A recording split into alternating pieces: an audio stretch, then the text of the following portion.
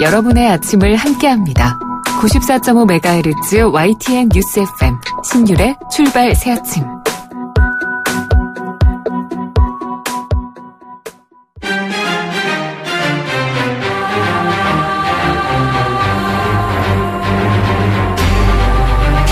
매일 아침을 뉴스로 깨웁니다. 신율의 출발 새아침. 노동에는 발전 단계가 있습니다. 초반기에는 생존을 위해서 노동하는 그런 단계고요. 이 단계를 지나면 그 다음에는 자신의 삶을 즐기기 위한 돈을 마련하기 위한 그래서 노동을 하는 단계가 나타납니다. 마지막에는 자신의 하는 노동이 곧 자신이 즐기는 그런 일들이라는 그런 단계가 나타나는데요. 자, 여러분들은 우리나라가 과연 어떤 단계에 있다고 생각하십니까? 국회 환경노동위원회는 일주일에 68시간까지 허용되던 노동시간을 일주일에 52시간, 52시간 노동으로 단축하는 법안을 통과시켰습니다. 물론 노동시간 단축에 따른 부작용도 있을 수는 있을 겁니다. 중소기업이 타격을 받을 수도 있고 일부 근로자들은 노동시간 단축에 따른 소득 감소도 또 겪을 수 있을 건데요. 그래서 이런 부작용을 최소화하면서 노동시간 단축을 성공적으로 안착시켜야 한다는 생각입니다. 이 문제는 인간의 삶의 질에 직접적으로 연관된 문제이기 때문입니다. 이제 우리 사회의 노동도 한 단계 앞으로 나아가야 하지 않을까요? 자, 이 문제에 대해서 국회 환노위 바른미래당 이상돈 의원과 함께 짚어보고요. 자, 또 국정농단 사태의 주범으로 지목돼서 재판을 받아왔던 박근혜 전 대통령에게 검찰이 어제 징역 30년과 벌금 1,185억 원을 구형을 했습니다. 헌정사에 질 수 없는 오점을 남겼다, 이렇게 지적을 했는데요. 자, 정치권에선 이 문제 어떻게 바라봤을지 잠시 후 일부에서 박근혜 전 대통령 탄핵 심판위 소추위원이었던 정의당 이정미 대표와 얘기 나눠보겠습니다. 또 자신이 받은 성폭력 피해를 고발하는 이른바 미투바람이 거세죠. 이렇게 많은 성폭력 피해자가 나오는 데에는 가해자의 잘못이 가장 큰 문제라고도 합니다. 주변의 목격자, 동료들의 침묵, 묵인, 방조도 결국 권력형 성범죄의 사태를 키웠다는 지적이 나오고 있는데요. 내 동료가 이런 피해를 당했다면 나는 어떻게 행동해야 될까요? 오늘 3부에서 전문가와 함께 이 문제 살펴보겠습니다. 2월 28일 수요일, 2월의 마지막 날, 그리고 신율의 출발 새아침도 마지막 방송입니다. 먼저 광고 듣고 출발하겠습니다.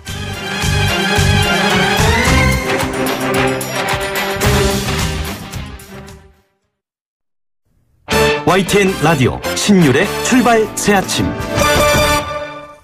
예, 지금까지 들어온 뉴스 정리해 보겠습니다. 백병규 시사평론가 스튜디오에 나와 계십니다. 어서 오십시오. 안녕하십니까. 예, 자, 박근혜 전 대통령 얘기부터 해보죠.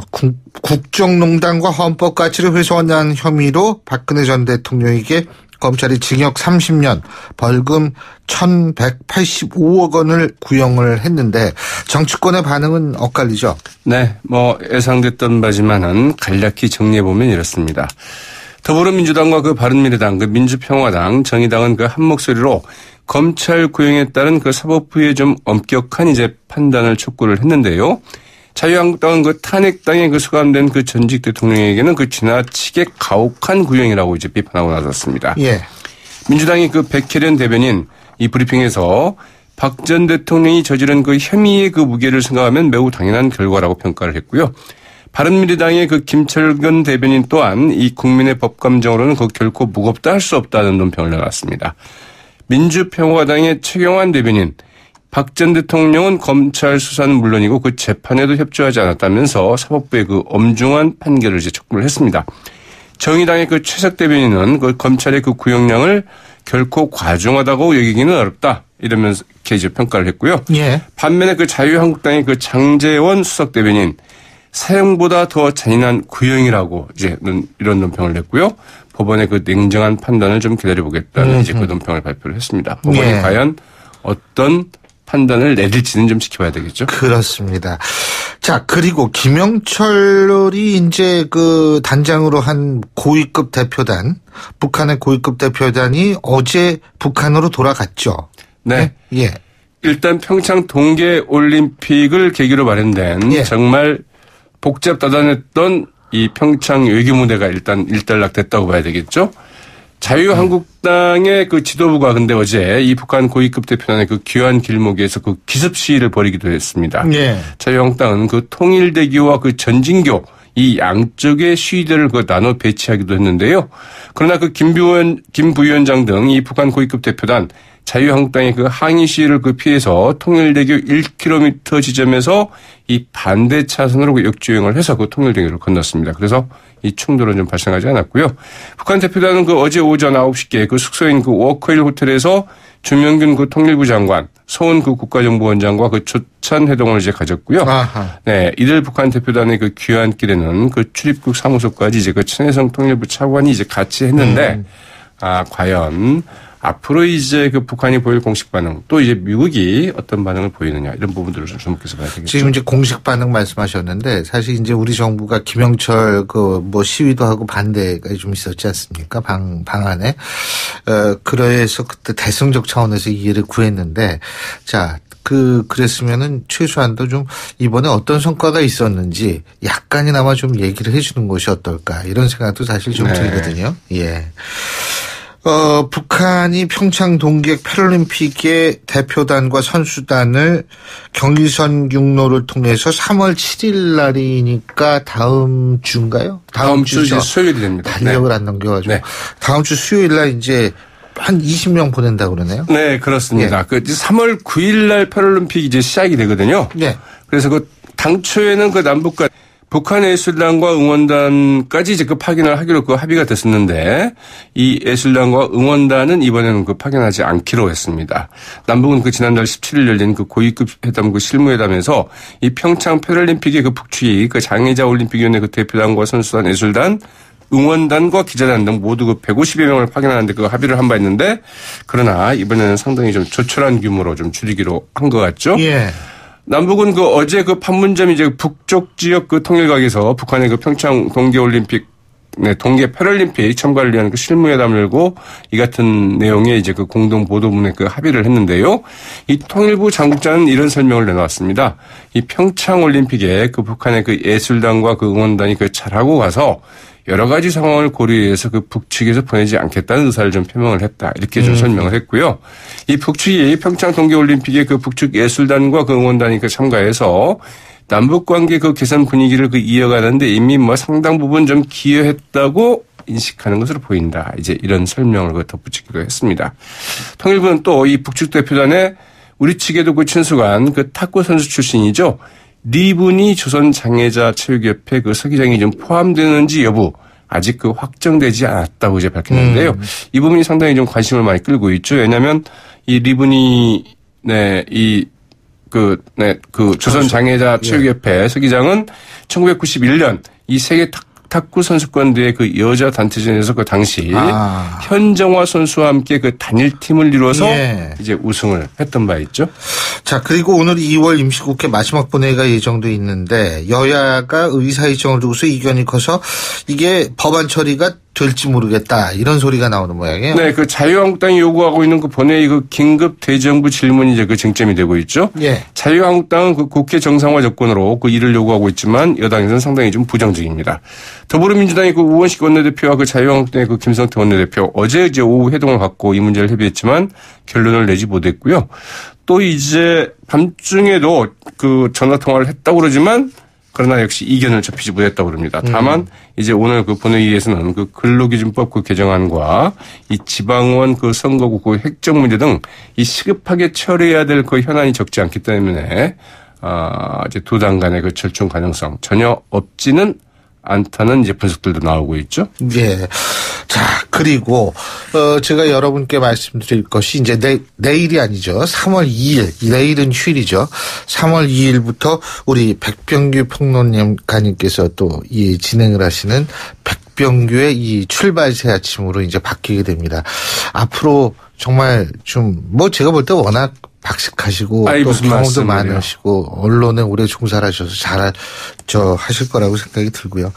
근데 이거 힘들어요. 제가 한 만 4년 횟수로 5년을 했는데 이게 아침에 이렇게 한다는 게 이게 뼈가 녹습니다. 네. 굉장히 힘들어요, 이거.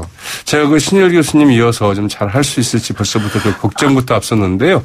사실 이제 그동안 아침 방송 하시기 힘들다고 그러셨는데 이 아침 브리핑 하기도 쉽지는 않거든요. 물론 그렇죠. 그럼에도 불구하고 이 신율 교수님과 정말 그 즐겁게 재미있게 매일 아침을 맞을 수 있었던 것 정말 감사드리고 말씀. 그동안 정말 수고 많으셨습니다. 별 말씀을 앞으로도 쭉 좀 잘 좀 나가셨으면 좋겠습니다. 네, 고맙습니다. 예, 그러면은 오늘 말씀은 여기까지 듣고요. 자, 3월 2일부터 시작하는 백병규의 출발 새 아침은 제가 또 열심히 듣겠습니다. 오늘 말씀 잘 들었습니다. 네, 고맙습니다. 고맙습니다. 예, 지금까지 백병규 시사평론가였습니다.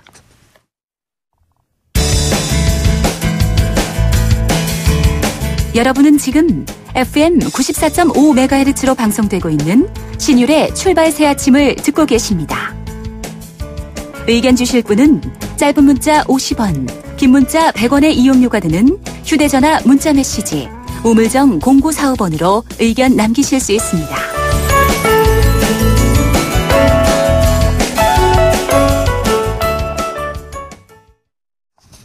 예, 헌법의 핵심 가치를 유린하고 그 결과 헌정사상 최초로 파면돼 헌정사에 지을 수 없는 오점을 남겼다. 검찰이 박근혜 전 대통령에게 징역 30년의 중형을 구형하면서 한 발언입니다. 징역 30년, 형법이 정한 한 가지 범죄에 대해서는 유기징역의 최고 형량이라고도 하는데요. 박근혜 전 대통령 탄핵심판소추위원이었던 정의당 이정미 대표 연결해서 입장 직접 들어보겠습니다. 이 대표님 안녕하십니까? 네, 안녕하세요. 예, 박근혜 전 대통령에 대한 검찰의 구형량, 이게 최고 형량인 건가요? 네, 지금 현행법상 선고할 수 있는 유기징역의 최대치입니다. 아니, 근데 45년 얘기 나오는 건 뭐예요? 그건 합해서 하는 얘기인가요?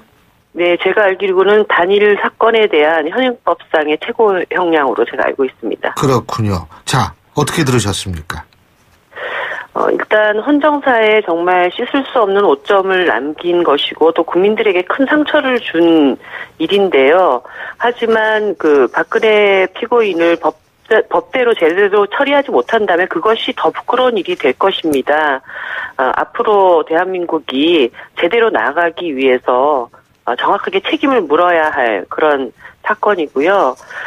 촛불을 통해서 대통령을 끌어내린 것은 국민들이지만 이 무도한 권력에 대해서 정의로운 사법적인 징벌이 있어야지만 촛불혁명의 완성이 이루어질 수 있다. 이렇게 봅니다. 그렇기 때문에 재판부도 이와 관련돼서 상식적인 판단을 해줄 것으로 기대하고 있습니다. 근데 자유한국당은 사형보다 더 잔인한 구형이다. 차라리 사형을 구형하는 것이 무리하지 않았을 것이다. 이 정권의 구미에 딱 맞는 형량을 선택했다. 이런 주장을 하고 있죠. 자유한국당이 아직까지도 박근혜 대통령 탄핵에 대한 이 국민들의 요구가 무엇이었는지 이 상황을 제대로 인식하고 있지 못한 발언이라고 생각을 합니다. 한마디로 그 사형이라고 하는 극단적인 언어까지 사용하면서 이 사법부의 판단에 대해서 먹잇장을 놓고 있는 그런 태도라고 저는 보고 있습니다. 그렇군요. 근데 박근혜 전 대통령 사실 이 이민신안의 변호인단을 통해서 재판부를 신뢰할 수 없다 이런 얘기를 했긴 했습니다만 일각에선 그러더라고요. 이게 최소한도 그 최후 변론 같은 거는 좀 직접 육성으로 했어야 되는 것 아닌가 이런 얘기를 하는데 결국 불출석하지 않았습니까? 어떻게 보십니까? 네. 결과적으로 행정부의 수장이었던 대통령의 자격이 없었음을 스스로 다시 한번 또 입증한 것이라고 봅니다.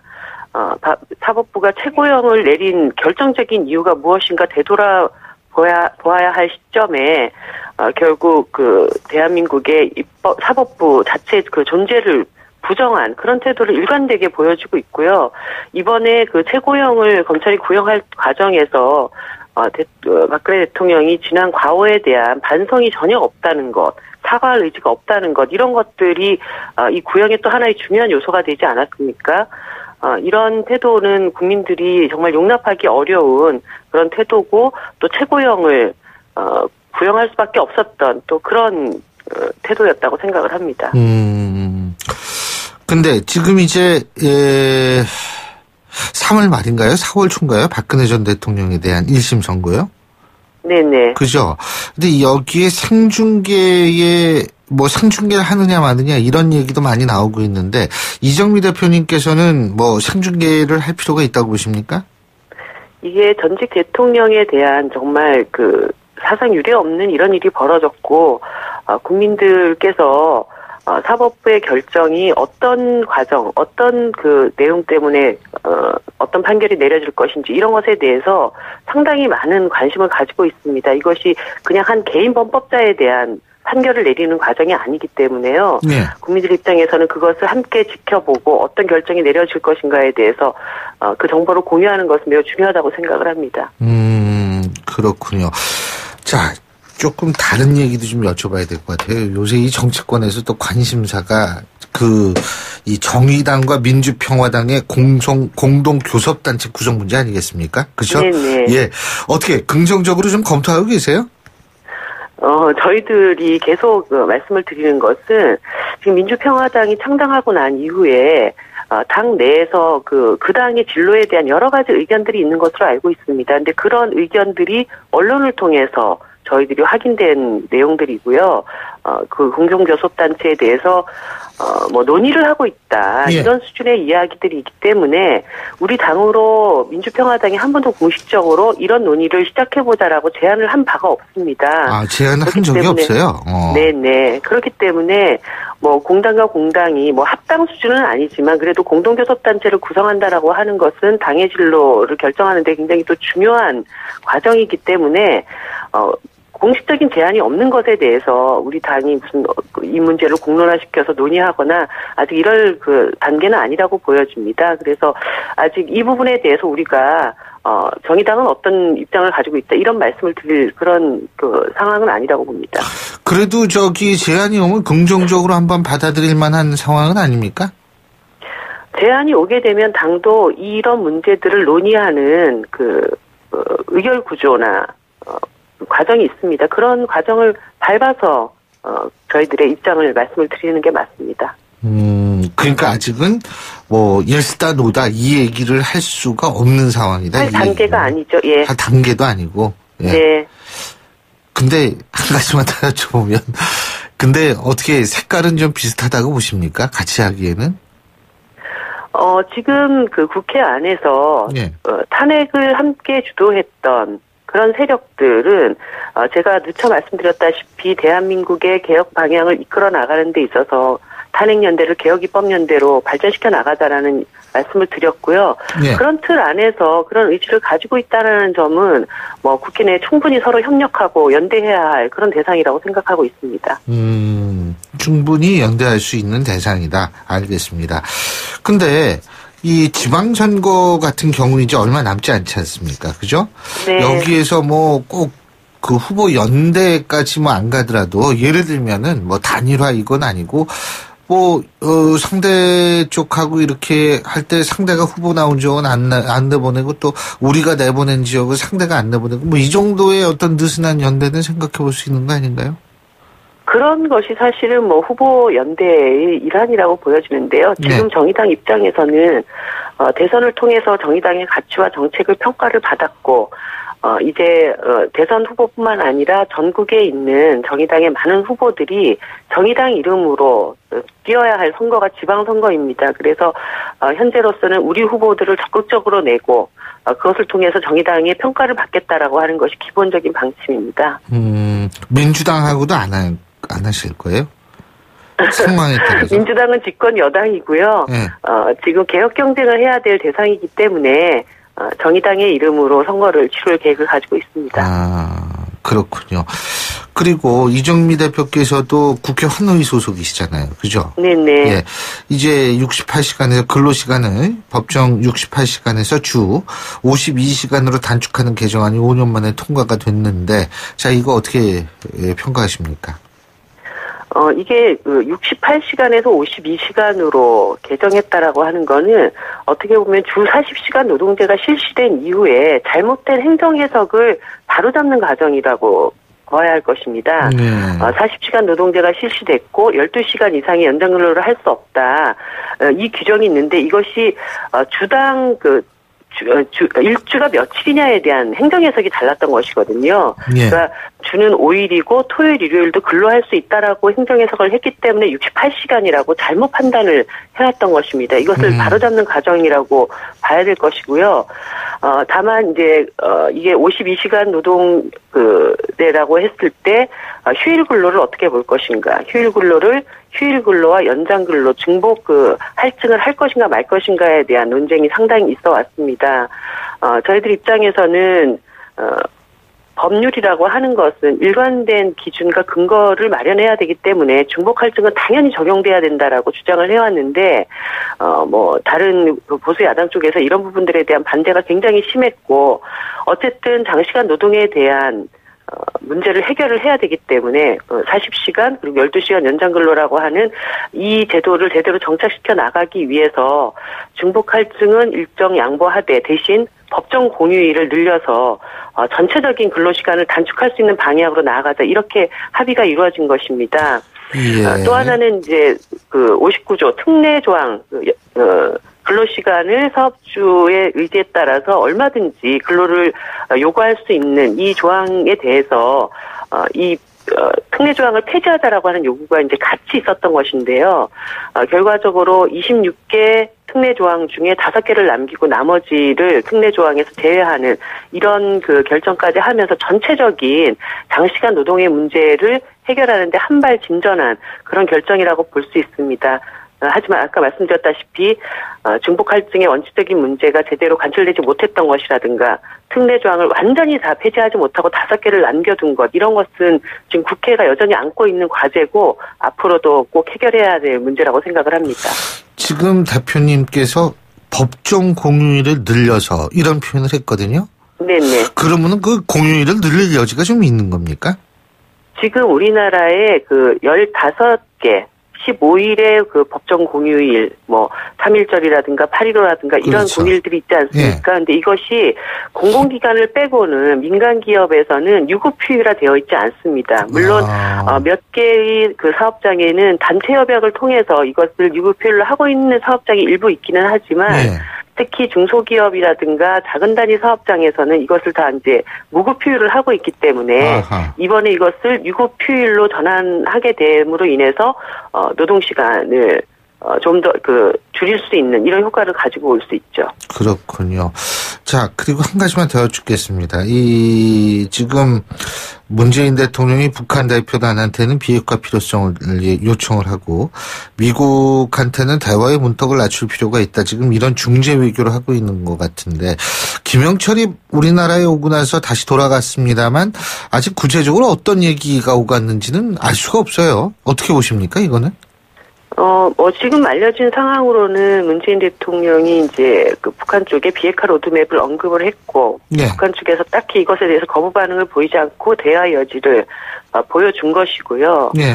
미국의 경우에도 어쨌든 고위급 인사들을 평창 기간 내내 보냈지 않았습니까? 한마디로 남북 대화, 북미 대화를 지금 우리 정부가 주도해 가고 있는 상황인데요. 신중에 신중을 기하면서 지금 어렵게 열린 대화 국면들을 잘 이끌어 나가는 것이 매우 중요하다고 생각을 합니다. 저는 이제 이럴 때 어떻게 보면 한반도 평화를 정착시켜 나가는 과정에서는 여야 없이 모든 정치권들이 국민들에게 부여받은 과제라고 생각을 합니다. 그렇기 때문에 지금 이 국면에서는 정쟁보다는 한반도 평화를 위한 협력적인 태도를 취하는 것이 매우 중요하다 이렇게 보고 있습니다. 예, 잘 알겠습니다. 오늘 말씀 잘 들었습니다. 고맙습니다. 네, 감사합니다. 예, 지금까지 정의당의 이정미 대표였고요. 신율의 출발 새 아침 1부 순서 여기서 줄입니다. 잠시 뒤 2부에서 뵙겠습니다. 소통의 아침을 여는 공정한 목소리. 신율의 출발 새 아침. 신율의 출발 새 아침 2부 순서 먼저 광고부터 듣겠습니다. YTN 라디오 신율의 출발 새 아침. 저희가 앞서 계속 말씀을 드렸습니다만 근로시간을 68시간에서 52시간으로 줄어들게 하는 근로기준법 개정안 어제 환경노동위원회로 통과를 했었죠. 오늘 국회 본회의 포결만 남겨두고 있는데 여야가 합의를 한 사안인 만큼 본회의의 통과 무난하다는 예상이 나오고 있습니다. 자, 국회 환노위 소속이시죠. 바른미래당 이상돈 의원 전화 연결해서 이 문제를 비롯한 정치권의 이슈 알아보겠습니다. 이 의원님 안녕하십니까? 네, 안녕하십니까. 예. 네, 근데요, 저 소개할 때 이제 좀 당명은 좀 빼주시면 감사하겠습니다. 아니, 저도 있잖아요. 이걸 바른미래당은 맞는데, 이렇게 소개를 해도 될까 생각을 하면서 그냥 얘기를 했어요. 예. 알겠습니다. 예. 네. 자, 어떻게 보세요? 오늘 노동시간 단축 근로기준법 개정안은 본회의 무난하게 통과가 되겠죠? 네, 무난하게 통과할 거라고 봅니다. 네, 특히 그 휴일 근무 그걸 두고서 좀 국회가 지금까지 제대로 역할을 못했죠. 그걸 법원에 맡기는 것은 좀 무책임하다고 생각했는데. 네. 그래서 이미 좀 환노위에서도 대체로 이미 합의된 사항이 좀 뒤늦게 통과된 겁니다. 그렇군요. 그러면 이게 300인 이상 사업자는 7월 1일부터죠, 사업장은. 그죠? 네, 그렇습니다. 그리고 좀 작은 사업장은 유예가 좀 있죠. 그러나, 사실상 요새 휴일 근무를 많이 하는 업종은 몇몇 대기업들하고, 그 다음에 특정한 기업이죠. 일본 마트 같이 이렇게 쭉 사업하는데. 네. 그런데 이제 근로자들이 좀, 노동시간을 좀 줄여서 그야말로 좀 여유 있는 삶을 하도록 좀 도와주는 역할을 하고, 또 이제, 그렇게 해서 이런 근로자가 부족하면은 또 새로운 근로자를 써서 일자리를 만들도록 하는 겁니다. 네. 예. 근데 이게 부작용으로 좀 걱정이 되는 게 중소기업의 어떤 부담 문제, 그리고 실제로 이 근로자들 같은 경우에 좀 실질적인 소득이 줄어들지 않느냐, 이런 문제, 이런 것들, 이런 부작용을 좀 슬기롭게 극복해 나가야겠죠. 그죠? 네, 그런 면도 있습니다. 그래서 이제, 당장 주말에 일거리가 있는데, 네? 그렇다고 해서 배란간 주말만을 위해서 새로운 근로자를 구하기도 어려운 경우도 있겠죠. 그러나, 그런 경우도 있겠습니다만은, 요번에 합의된 법안이, 큰 줄기에서 매우 타당한 법률입니다. 그렇군요. 어쨌든 이거 좀 잘 정착이 됐으면 좋겠어요. 우리도 이 삶의 질이라는 그런 측면 이제 좀 생각해야 될 때 되지 않았나요? 그죠? 예. 네, 그렇습니다. 그리고 예. 특히 특례업종이 많아서 특히 노동시간이 굉장히 길어서 산재 사고도 많이 났는데 이런 것을 이제는 좀 규제를 하는 것이죠. 네. 참, 의원님.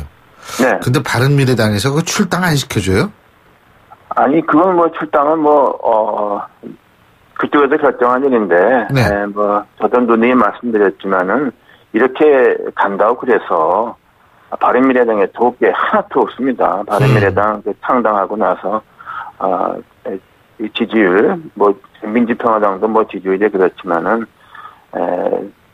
거기서 제일 나쁜 영향을 준 것이 비례대표 3명의 문제고 계속 이 문제가 지속이 되지 않습니까? 네. 그래서 이 문제는 깨끗이 해결하는 것이 바른미래당의 미래를 위해서도 좋다고 봅니다.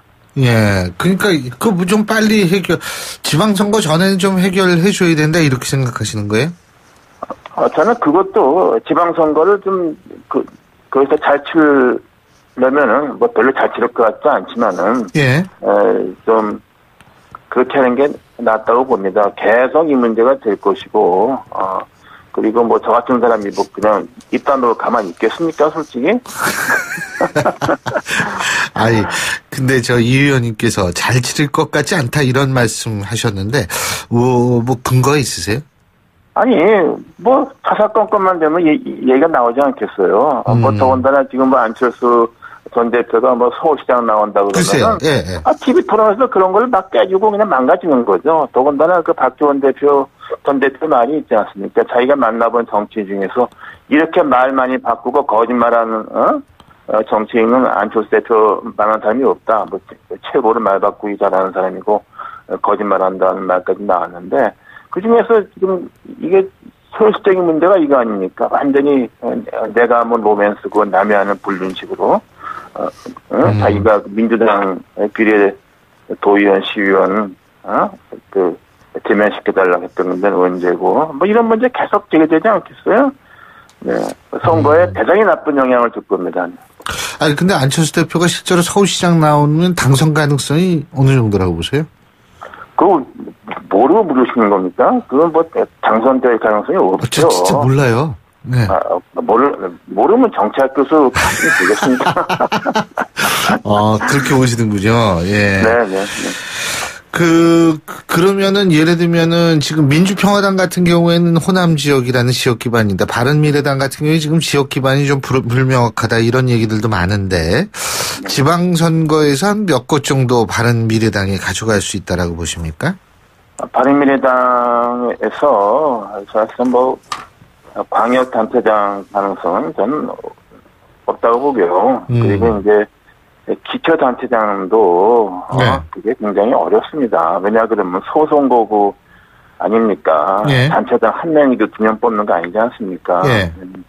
그래서 그 양당 구조를 그렇게 해서 하기가 어렵고 예. 이미 뭐 당 지지도 뭐 이런 것 등등해서 단체장에 좀 승산 가능성 있는 후보자를 거의 못 낼 거라고 봅니다. 네. 그러면요, 예.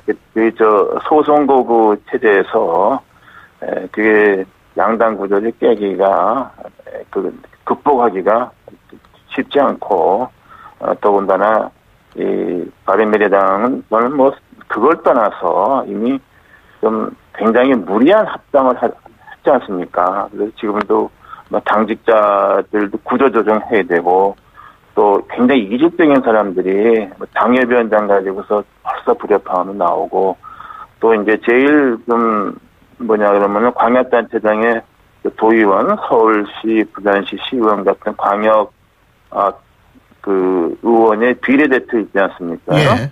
근데 그게 이제 뭐 기호 3번을 받으면은 저 승산이 있다고 벌써 서로 하려고 그러는데 그걸 두고도 두 쪽 말하자면 과거 바른정당, 과거 국민의당 출신들이 굉장히 저는 대립과 분열이 많을 거라고 봅니다. 그래서 합당을 그렇게 무리하게 하는 게 난 아니었다고 생각합니다.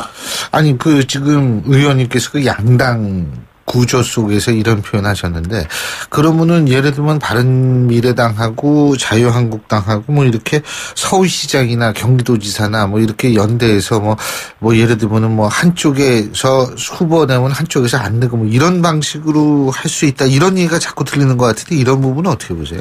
뭐 그런 얘기가 지난번 대통령 선거 때도 있었죠. 또 그걸 믿고서 안철수 당시 후보가 뭐 당선될 거라고 생각도 했는데 예. 저는 그래도 거대 야당 아닙니까? 한국당이 예. 거대 야당이 서울시장 독자 후보를 못 내면 그 뭐 선거를 포기하는 거 아닙니까? 선거도 치르기 전에 문 닫아야죠. 예. 저는 그래서 그런 일은 좀 굉장히 없으리라고 봅니다. 그리고 현재 이미 그 박근혜 정권이 저렇게 무너진 지가 뭐 얼마 안 됐지 않습니까? 그래서, 뭐 지금 이번 선거는 어차피 좀 집권당인 민주당한테 유리하게 흘러간다고 봐야죠. 저는 예. 그렇게 생각합니다. 네. 참, 지금 박근혜 전 대통령 말씀하셨으니까, 이상돈 의원님께서는 법학자신데, 지금 박근혜 전 대통령에 대한 검찰 구형량 30년 나왔는데, 어떻게 보셨어요? 그 검찰에서 법대로 구형한 거 아니겠습니까? 사실 또, 저는 법 문제에 앞서서, 박근혜 대통령의 탄핵 후에 구속 재판, 지금까지 과정은 좀 차차하게 지켜보고 있죠. 저는 한심하다는 생각도 들고, 또 지나간 세월, 특히 제가 좀 박 전 대통령과 좀 가까웠던 2011년, 12년, 그때를 이따가 되돌아보게 됩니다. 그래서 여러 가지로 씁쓸한 생각이 들고 어떻게 해서 저렇게 됐나 하는 그런 생각이 들죠. 그리고 사실 예. 이게 전두환 노태우 전 대통령 재판과 달리 박근혜 전 대통령은 사실상 자기 방안을 포기했지 않습니까요? 네. 저는 그러니까 검찰 구형량에 거의 그대로 선고가 나올 것으로 생각하고 있습니다. 실제 그 판결에서도 그렇게 나올 것이다. 그렇죠. 사실상 방안을 포기하지 않았습니까? 네. 그것은 검찰의 기소 내용은 다 인정한다는 건 마찬가지죠. 할 수 없고 사실 박근혜 전 대통령의 입장에서 보더라도 검찰 구형량, 선고량 별 의미가 없습니다. 10년이면 어떻고 30년이면 어떻겠습니까? 특별한 의미가 없죠. 그래서 의미가 없다는 게 어떤 의미죠? 어차피 본인은 다 망가져 버렸고 그리고 더 나아가서는 부친까지도 굉장히 뭐라 그럴까 욕되게 했다 그럴까 그런 결과가 되지 않았습니까?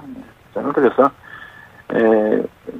문제는 참 어떻게 해서 저런 일이 일어났던가에 대해서 저도 참 자책도 하고 좀 이런 생각을 많이 합니다. 네. 이 방어 포기라는 것 자체가 체념이라고 봐야 되나요? 저항이라고 봐야 되나요? 저는 저항보다는 체념적에 가깝다고 생각합니다. 네. 저항했으면 처음부터 그랬어야죠. 저항을 했으면 처음부터 했어야 되는데. 처음부터. 네, 나중에 이렇게 되는 거 보면 체념이다. 사실상 체념이라고 생각을 합니다. 네. 예, 잘 알겠습니다. 오늘 말씀 여기까지 듣겠습니다. 고맙습니다. 네.